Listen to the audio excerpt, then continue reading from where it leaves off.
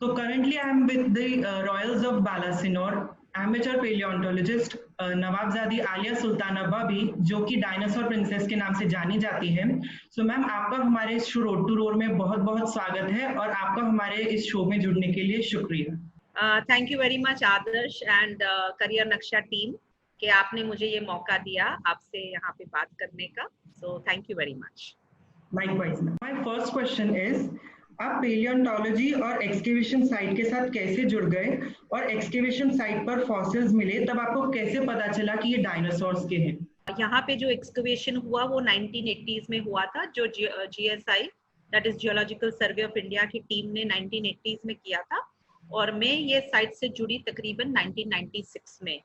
तो मैं ये भी बताना चाहती हूँ कि मैं एक इंग्लिश लिटरेचर की हम्बल स्टूडेंट हूँ। एकदम से मेरी जिंदगी ने एक 360 डिग्री टर्न लिया और मैं पेलियोंटोलॉजी और जियोलॉजी के साथ जुड़ी। और मैं ये भी बताना चाहती हूँ कि मैंने कुछ ऑफिशियल डिग्री नहीं ली है ये विषय में। I am a self taught palaeontologist. तो मैंने अपने आप सब सीखा है, अपने आप सब पढ़ा है। और जो पेलियोंटोलॉजिस्ट यहाँ पे आते थे साइट पे जो काम करने, तो मेरे लिए ये फायदेमंद रहा कि मैं उनसे डिस्कशंस करती थी ये विषय में, तो मैं उनसे काफी कुछ सीखी। So they have played a very important and a very pivotal role in my life. तो एज सच मैंने वहाँ पे कोई डिगिंग या एक्सकवेशन नहीं किया है, बट अब तो खैर 26 साल का एक मेरा एक एक्सपीरियंस रह चुका है। तो अभी अगर आप मुझे बोलो कि आप ये आइडेंटिफाई कीजिए कि ये डायनासोर का फॉसिल है कि ये पत्थर है, तो मैं आराम से कर सकती हूँ और ये भी बता सकती हूँ कि ये कौन सा हिस्सा है। तो it is not the bookish knowledge that has helped me, but more it has been my experience. तो साइट पे सबसे पहला जब मैंने पेलियोंटोलॉजिस्ट के साथ ही गई थी तकरीबन 1996 में, तो उन्होंने मुझे बताया कि आलिया ये देखो ये डायनासोर की हड्डी है। तो मैं सोच में पड़ गई कि ये हड्डी कैसे हो सकती है, ये तो एक पत्थर है। क्योंकि एज अ लेमैन आपको समझ में नहीं आएगा कि ये हड्डी है कि ये पत्थर है, क्योंकि आपको तो हर चीज पत्थर ही दिखेगी। वो थोड़ा एक्सपीरियंस आता है, थोड़ा आप एक दो फॉसिल्स देख लोगे तो उसके बाद आपको समझ में आएगा कि ये आपको कैसे आइडेंटिफाई करना है, कैसे आपको डिफरेंशिएट करना है दोनों चीजों में। तो इस तरह मैं धीरे धीरे आइडेंटिफाई करना मैंने सीखा with the help of the palaeontologist. Let's move on to next question. हमारे फ्यूचर जनरेशन को करोड़ों साल पुराने इन फॉसिल्स के बारे में क्यों मालूम होना चाहिए? इसके अलावा हमें टूरिज्म के इम्प्रूवमेंट के बारे में कुछ बताना चाहेंगे, कैसे ये फ्यूचर को एक अच्छा शेप दे सकता है? देखिए, डायनासोर एक ऐसा विषय है या जियोलॉजी पेलियोंटोलॉजी एक ऐसा विषय है जिसमें हर किसी को इंटरेस्ट नहीं है, लेकिन आज की तारीख में अगर देखा जाए तो डायनासोर्स ने एक हंगामा क्रिएट कर दिया है। स्पेशली जब ये मूवीज आए dinosaur, the Jurassic park and the Jurassic world and all, लेकिन ये मूवीज ने कितना धमाका मचा दिया। तो छोटे से छोटा बच्चा और बड़ा, उनको सबको एक इंटरेस्ट आ गया कि हाँ, ऐसे प्राणी, ऐसे जानवर भी इस धरती पे रहते थे, बसते थे। सेकेंडली हमारा जो डायनासोर फॉसिल पार्क है वो भी उस वक्त धीरे धीरे लाइमलाइट में आ ही रहा था, बहुत कम था लेकिन आ रहा था। तो इस कारण हमारे यहाँ टूरिस्ट भी आने लगे, थोड़ा मीडिया में पब्लिसिटी भी हुआ, मेरे काफी इंटरव्यूज और वीडियोस भी आए बाहर, जो प्रिंट मीडिया और लाइव मीडिया है।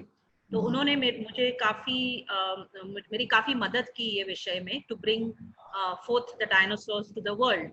तो यहाँ पे काफी लोग आने भी लग गए, but it was a very long and arduous journey, जैसे मैं बोलती हूँ। तो मेरा ये मानना है कि ये एक बहुत ही नीश सब्जेक्ट है। आज के यूथ को तो छोड़िए, आज मुझे तो ये बोलना चाहिए कि हर किसी को इस सब्जेक्ट में थोड़ा बहुत भी जानना बहुत अच्छा रहेगा। अगर आप उसके बारे में थोड़ा पढ़ लेंगे ना, तो आप शायद छोड़ेंगे नहीं इसको, ये मेरा मानना है। मेरे पास जितने टूरिस्ट भी आते हैं, दे गेट वेरी फैसिनेटेड। जिसको इंटरेस्ट भी नहीं है, वो धीरे धीरे वो इंटरेस्ट उनका बढ़ जाता है। और मेरे साथ भी 2-3 ऐसे वाकया हुए हैं जो मैं आपको बताना चाहूंगी। एक मेरे पास बच्चा आया था जो 11th स्टैंडर्ड में था, उसको पेलियोंटोलॉजिस्ट बनना था। मेरे साथ उसने कोचिंग किया, उसको फिर अभी ऑस्ट्रेलिया गया पढ़ने। He has graduated, he has done his post graduation, और आज एक टॉप मोस्ट पेलियोंटोलॉजिस्ट के साथ वो काम कर रहा है। तो उसके माँ बाप तो खुश है, they are very proud, but उनसे ज्यादा प्राउड मैं हूँ कि आज मैंने जिसको कोच किया, जिसको मैंने थोड़ा बहुत सिखाया पढ़ाया, आज वो he is doing something constructive and he is very happy. So it makes me very proud and I think हर किसी को, आप जरूरी नहीं है कि आप इसको करियर बनाइए, लेकिन हाँ जानिए विषय में। So let's move on to next question. Balasinor में कौन से 2 डायनासोर पाए गए थे? और मैंने सुना है कि रयोली के नाम पर भी एक डायनासोर का नाम रखा गया था, रयोलीसोरस। सो उसके पीछे की क्या स्टोरी है? सो 1980s में यहाँ पे, जैसे मैंने आपको बताया, जियोलॉजिकल सर्वे ऑफ इंडिया की टीम ने यहाँ पे एक्सकवेशन किया था, तो तकरीबन 400 से ज्यादा हड्डियां मिली थी। तो वो एक ऐसे डायनासोर, 2 डायनासोर्स की थी, एक हर्बीवोर और एक कार्निवोर। तो जो कार्निवोर डायनासोर था वो ज्यादा इंटरेस्टिंग था बिकॉज उसके जॉ, टीथ, ब्रेन केस और हॉर्न मिला था। तो उससे इन्होंने इसका एक स्कल बनाया, और ये स्कल एक ऐसे प्राणी का था, एक ऐसे डायनासोर का था जो कभी हिंदुस्तान में पाया नहीं गया था, दुनिया में कहीं नहीं पाया गया था। तो after a lot of research which took place 2003 में इन्होंने इसका नाम रखा राजासोरस नर्मादेंसिस। राजा मीन्स किंग, तो राजासोरस इस वजह से नाम रखा क्योंकि उसका जो हॉर्न था ऑन द हेड यहाँ पे वो एक क्राउन की तरह था, तो इसलिए उसका नाम रखा राजा विच मीन्स किंग। और नर्मादेंसिस बिकॉज उसके ज्यादातर जितने भी हड्डियां थी, उसके जो अवशेष थे, वो नर्मदा घाटी के किनारे पे पाए गए थे, चाहे वो मध्य प्रदेश हो या गुजरात हो। तो ये राजासोरस था। उसके बाद एक और टीम ने यहाँ पे रिसर्च किया जो थी ISI, that is Indian statistical institute, Calcutta, geological survey of India और टेक्सास टेक यूनिवर्सिटी। तो इन्होंने जो अवशेष ढूंढे वो एक ऐसे डायनासोर के थे, अगेन जो हिंदुस्तान में क्या पूरी दुनिया में कहीं नहीं पाया गया था। तो और वो राजासोरस से थोड़ा छोटा था, लेकिन अगेन वो एक कार्निवोर डायनासोर ही था। तो उसका नाम इन्होंने रखा बिकॉज वो सिर्फ हमारे रयोली विलेज से ही मिला था, तो उन्होंने उसका नाम रखा Rahiolisaurus gujaratensis. So Raiyoli because from the village of Raiyoli, gujaratensis because Gujarat. तो आज दसनो रीजन फेमस हो चुका है जो था सनाजे इंडिकस।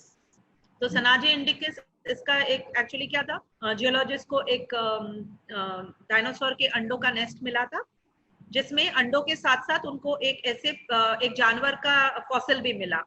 तो ये समझ रहे थे कि ये एक शायद डायनासोर है, लेकिन वो डायनासोर नहीं था। After a lot of research which took place in India as well as in university of Chicago and Michigan, तो इसके बाद 2010 में इन्होंने अनाउंस किया कि जो वो प्राणी था इन द नेस्ट जिसके फॉसिल थे, वो एक सांप था। It was a 3.5 metre snake जो अंडों को घेर के बैठा था, और वो बेबी डायनासोर को खाने जा रहा था। और उस वक्त बिकॉज ऑफ फ्लड्स और समथिंग वो पूरा के पूरा दब गया, you know, it got buried. तो आज वो दुनिया का सबसे वेल प्रिजर्व्ड फॉसिल माना जाता है, क्योंकि इसमें क्या था, सांप का जो मुंह था वो ऐसे खुला के खुला था। So this was a very interesting fossil, जिससे ये भी you know एक चीज बाहर आती है कि डायनासोर्स के साथ साथ बहुत सारे दूसरे भी प्राणी रहते थे, जैसे सांप है, और सांप डायनासोर के अंडों को खाता था। Question, I am sure as a woman आपको इस फील्ड में चैलेंजेस आए होंगे, वो क्या चैलेंजेस थे और आपने उनका सामना कैसे किया? क्या आप कोई एडवाइस देना चाहेंगे उन लोगों को जो इस फील्ड में आगे बढ़ना चाहते हैं? वेल चैलेंजेस तो बहुत रहे, whether it was being a woman के नहीं वो मैं बोल नहीं सकती, लेकिन सबसे पहला क्या था, जमीन थी वो गुजरात फॉरेस्ट की थी। तो ऑफिशियल्स को कन्विंस करना बहुत डिफिकल्ट था कि क्यों मैं यहाँ पे एक छोटा सा गांव जिसमें कोई रोड नहीं था, वहां कोई टूरिस्ट नहीं आता था, ये लोग ये समझ नहीं पा रहे थे कि क्यों मैं इसको प्रिजर्व करना चाहती हूँ, क्यों मैं इसको प्रोटेक्ट करना चाहती हूँ। तो it was a very arduous struggle for me, but finally I manage to convince them. और आज हमारे पास जो हमारा फॉसिल पार्क है, वहां पे तकरीबन 72 हेक्टर्स को with the help of the government we have manage to barricade it. फिर दूसरा स्ट्रगल ये था कि गांव वालों को कैसे समझाना, तो गांव वाले अपना वो समझ नहीं पाते थे कि ये डायनासोर क्या चीज है, और उनको तो कुछ जानवर तो नहीं दिख रहा था ना, वो पत्थर ही दिखते थे। तो you had to convince them कि ये पत्थर ही है जो आपको कल उठ के may be it will give you a job opportunity. तो ये समझ नहीं पा रहे थे। सेकेंडली, जिस खानदान से मैं बिलोंग करती हूँ, I come from an aristocratic background, तो अब मैं शायद एकलौती एक ऐसी लड़की होंगी इंडिया में एटलीस्ट जो इस काइंड ऑफ वर्क से जुड़ी हुई हूँ। And honestly speaking this is a man's field, but फिर आज की तारीख में देखा जाए तो there is nothing what a woman can't do. Yes. There are many women who are geologists, there are many women who are paleontologists, but I think मेरे जैसे बैकग्राउंड से बहुत कम होंगे as far as I know, and many people have said, I don't think कोई ऐसे है। Question, क्या आपने कोई बुक लिखी है या कोई बायोपिक्स, या कभी आपको किसी ने कोई बायोपिक के लिए अप्रोच किया है? बायोपिक्स के लिए यस अप्रोच किया है, मैं बताऊंगी नहीं कौन है, क्योंकि जब करूंगी तो शायद बता दूंगी।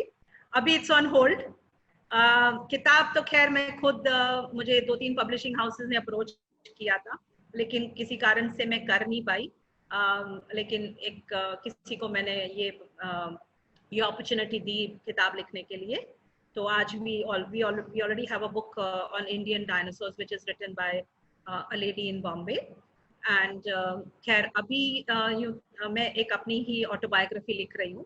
कब पूरी होगी वो पता नहीं है, because I have too much on my plate, लेकिन शुरुआत कर ली है मैंने, and I hope to complete it soon. Next question, मशहूर अदाकारा परवीन बाबी आपके परिवार का हिस्सा थी, क्या आपको कभी फिल्म और चमक की दुनिया ने अपनी ओर आकर्षित नहीं किया? आपने इतनी प्रभावशाली एक्ट्रेस परिवार में होने के बाद भी पेलियोंटोलॉजिस्ट बनना ही क्यों चुना? खैर परवीन बाबी तो हमारी फैमिली का एक चमकता सितारा थी, and we all are very proud of her. But मैंने कभी फिल्मों में जाने का ये कभी मेरे आई डोंट थिंक मेरे दिमाग में ये ख्याल भी आया होगा। एंड पेलियोंटोलॉजी भी यूँ देखने जाओ तो मैंने इसको चूज नहीं किया था। जैसे मैंने आपको बताया, मैं तो एक आर्ट्स एंड लिटरेचर की स्टूडेंट रह चुकी हूँ, तो बाय डिफॉल्ट शायद ये डायनासोर और पेलियोंटोलॉजिस्ट मेरे साथ हो गया। लेकिन हैरानी की बात यह है, जैसे मुझे हर कोई बोलता है कि आलिया तुमने बाहर जाके कुछ नहीं किया, लेकिन तुमने एक छोटे से गांव में बैठ के पूरी दुनिया को कॉन्कर कर लिया है। And I am very proud Indeed कि चलो यहाँ पे बालासोर में बैठे हुए मेरे माँ बाप के साथ रहते हुए I have managed to reach the world. So next question, IIT Madras और ऐसे कई बड़े इंस्टीट्यूशंस ने आपको as a guest lecture invite किया, तो वहाँ पे आपका एक्सपीरियंस कैसा था और क्या आप वहाँ के स्टूडेंट्स के मन में इस फील्ड के लिए इंटरेस्ट जगाने में कामयाब हुई? I am very grateful to all these big institutes you know जिन्होंने मुझे बुलाया। तो जैसे आईआईटी मद्रास है, IIT Madras, then we have the Bombay museum जो छत्रपति शिवाजी महाराज वास्तु संग्रहालय है। उसके अलावा काफ़ी ऐसे इंस्टीट्यूट, जैसे आज सुबह ही मैंने CZ college of tourism and management है, उनके साथ भी मैंने आज वेबिनार किया, लेकिन उनके साथ भी मैं बहुत सालों से जुड़ी हुई हूँ। मैं वहाँ पे यूनिवर्सिटी में जाके लेक्चर्स देती हूँ। उनके बच्चे जो है 3rd ईयर 4th ईयर के स्टूडेंट्स हैं, वो यहाँ साइट पे आते हैं। तो यही अगेन यही एक ऐसा एक माध्यम है जिससे मैं जागरूकता क्रिएट करने की कोशिश कर रही हूँ, एक अवेयरनेस क्रिएट करने की कोशिश कर रही हूँ कि हर कोई इसके बारे में जाने, हर कोई इसके बारे में यू नो एक इंटरेस्ट ले। तो थोड़ा बहुत of course going to these big institutes तो मेरा भी थोड़ा घबराहट तो होता ही था, लेकिन I think I was quite at ease once I get into that mode of talking, क्योंकि अगर मैं डायनासोर के बारे में बोलना शुरू करती हूँ तो मैं रुकती नहीं हूँ। सो काफी अक्रॉस इंडिया मैंने काफी सारे ऐसे लेक्चर्स दिए हैं। This we have reached the last question.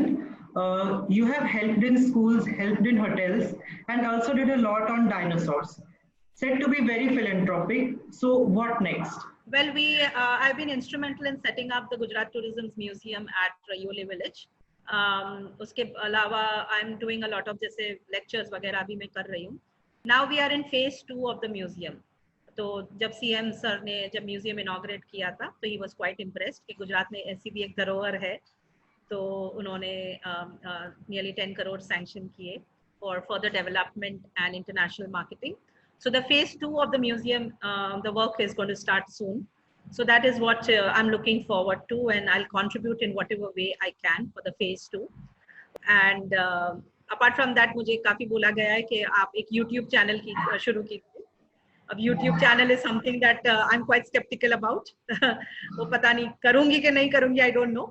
But at the same time, social media पे भी मैं काफी एक्टिव हूँ, and through that medium also, I'm trying to promote the dinosaur park as well as the museum.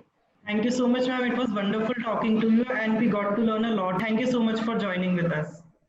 Thank you so much. It's a pleasure being here. Thank you so much.